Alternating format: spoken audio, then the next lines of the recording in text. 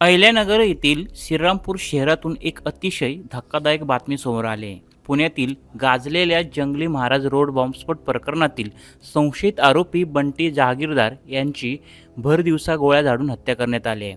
Saint look रुग्णालयाच्या OPD gate समोरच अंधाधुंद गोळीबार करत हल्लेखोरांनी बंटी जहागीरदार यांचा जीव घेतला. या घटनेनंतर श्रीरामपूर शहरात तणावपूर्ण शांतता असून पोलिसांनी मोठा बंदोबस्त तैनात केला आहे. बुधवारी दुपारी साधारण 3:05 सुमारास सेंट लूक रुग्णालयाच्या ओपीडी गेट समोर ही घटना घडली आहे. असलम शब्बीर शेख उर्फ बंटी जहागीरदार हे त्यांच्या मित्र अमीन हाजी यांच्यासोबत दुचाकीवरून अंत्यविधीहून परतत होते. त्याचवेळी हल्लेखोर दुचाकीवरून कब्रस्तानच्या दिशेने येत ओपीडी गेटजवळ दबा धरून बसले होते.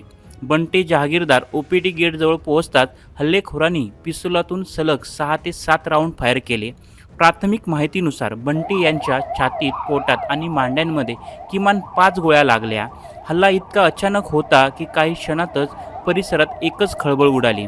गोळीबारानंतर बंटी जहागीरदार यांना तातडीने साखर कामगार रुग्णालयात दाखल करण्यात आले. त्यानंतर प्रकृती गंभीर असल्याने त्यांना अहिल्यानगर जिल्हा रुग्णालयात हलवण्यात आले. मात्र उपचारादरम्यान बंटी जहागीरदार यांची मृत्यूशी झुंज अपयशी ठरली.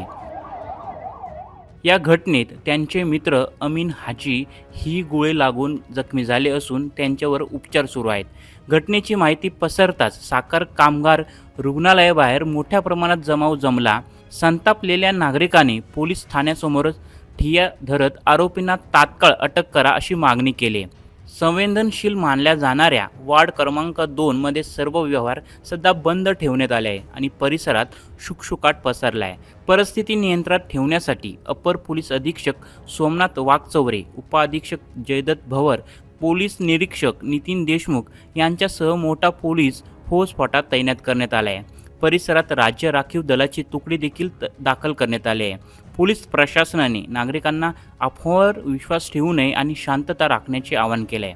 काल श्रीरामपूर शहरात गोळीबाराची घटना घडल्यानंतर पोलिसांनी तात्काळ तपासाची सूत्र हाती घेतली. घटनेची गंभीरता लक्षात घेता जिल्हाभरात नाकाबंदी करण्यात आली. या नाकाबंदीत पळून जाण्याच्या प्रयत्नात असलेल्या आरोपींच्या पोलिसांनी मुसक्या आवळल्या. यात रवी निकाळजे आणि कृष्णा शिंगरे अशी ताब्यात घेतलेल्या आरोपींची नावे आहेत. या दोन्ही आरोपींना कोपरगाव हद्दीतून पोलिसांनी ताब्यात घेतले.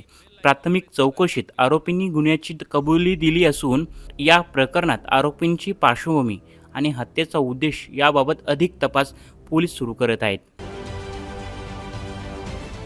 महाराष्ट्रातील सर्व बातम्यांचे विश्वासार्ह व्यासपीठ सकाळच्या सर्व सोशल मीडिया प्लॅटफॉर्मला लाईक, फॉलो आणि सबस्क्राईब करा. तसंच सर्व नोटिफिकेशनसाठी बेल आयकॉन प्रेस करायला विसरू नका.